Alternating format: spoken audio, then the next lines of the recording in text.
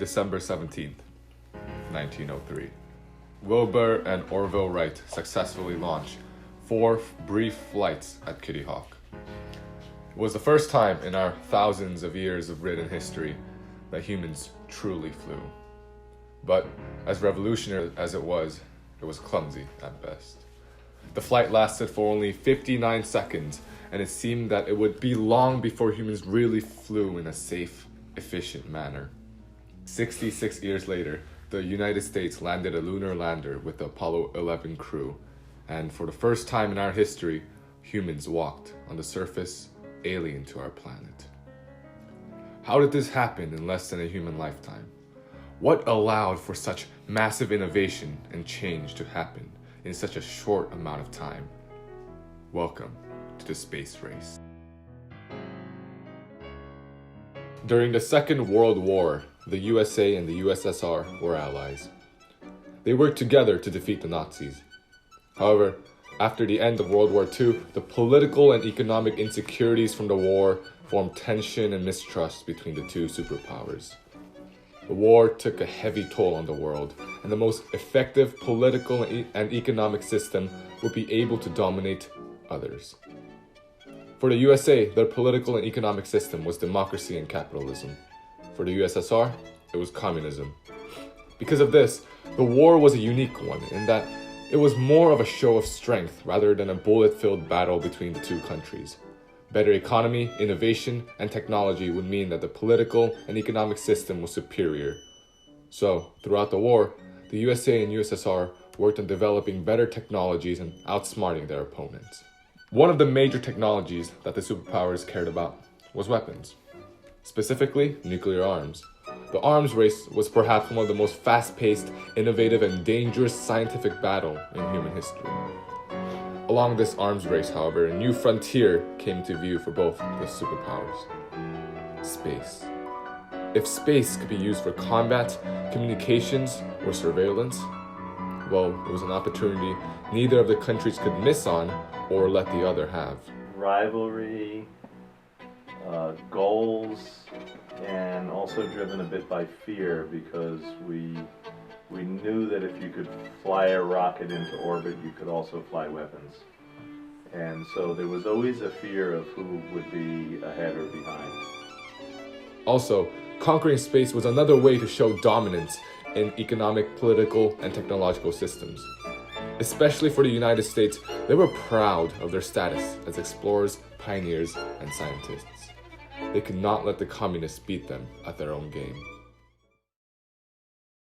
So, when the Soviet Union launched its first artificial satellite to space, the United States was met with an unpleasant surprise. Not only was this a sign of technological strength and capability, it was almost an insult to the Americans. Space was the next frontier of exploration, yet the Soviet Union seemed to be ahead of them. The USA had to act fast. In 1958, the USA launched its own satellite, Explorer 1, and President Dwight Eisenhower created NASA, a federal agency dedicated to space exploration. However, the USSR still made bigger and bigger strides in space exploration. In 1959, Luna 2 became the first probe to hit the moon.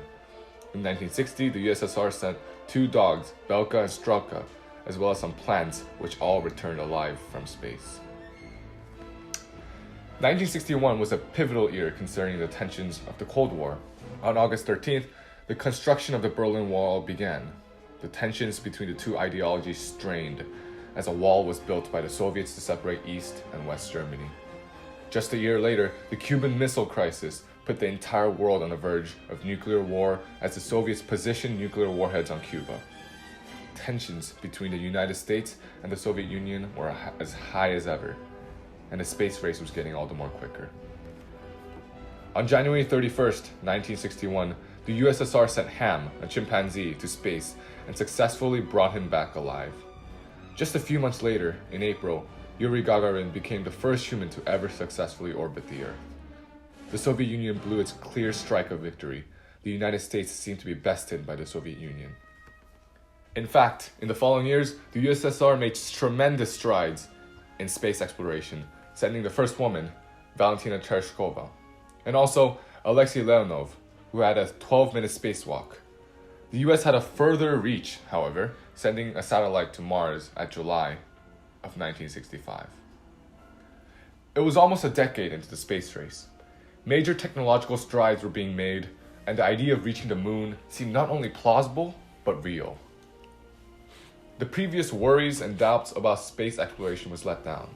After all, no one has died during the 10 years of space exploration.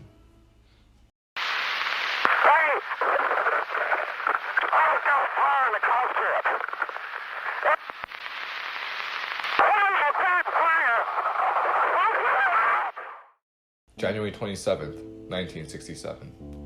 A fire broke out during a practice session for the first manned Apollo mission. The three members of the crew, Virgil I. Grissom, Edward H. White II, and Roger B. Chaffee, all passed away.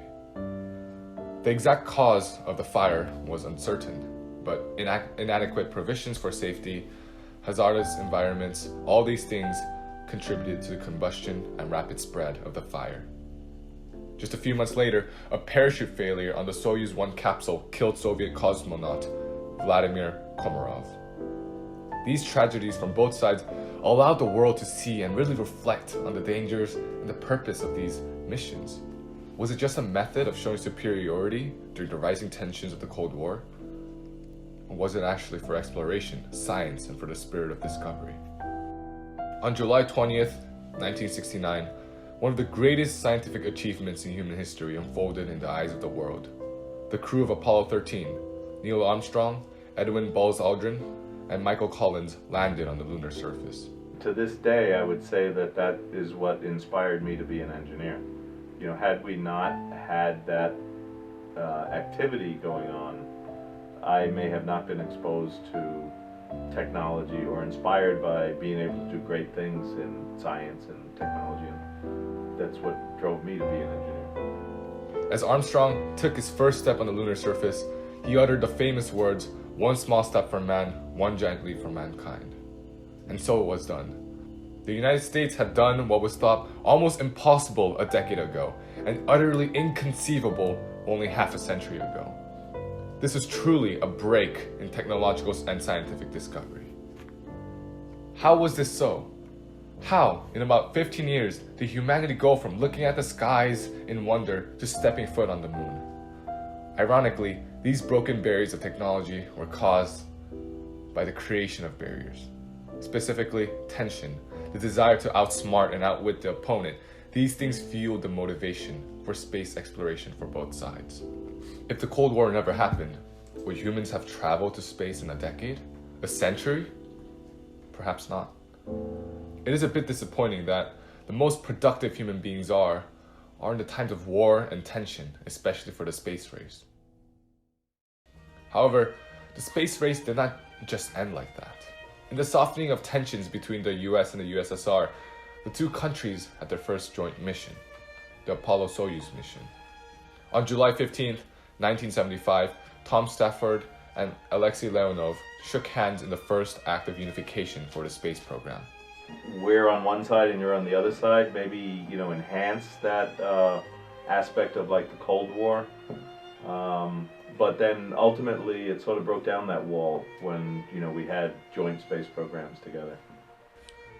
Perhaps the space race did begin as a part of an international rivalry for strength and intelligence.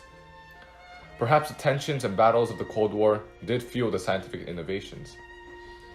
But in all that, at the end, the technological barriers were not the only barrier to be broken. The barrier between humans, the cultural and societal barrier, was also broken in that handshake.